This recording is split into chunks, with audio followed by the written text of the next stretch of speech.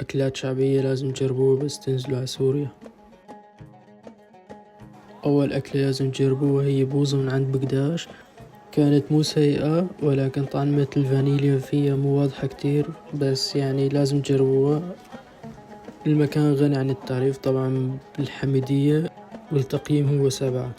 تاني أكلة معنا أو تاني مكان معنا هو الكرواسان الإمارية. طبعا الكرواسان طعمة الجبنة فيه كثير مبينة، كان عندهم شوكولا وجبنة والتقييم 9. أكلة التالتة هي طبعا كتير شعبية بسوريا اللي هي تمارك، تلاقوا بكل مكان عربات بيبيعوها والتقييم هو 9/10.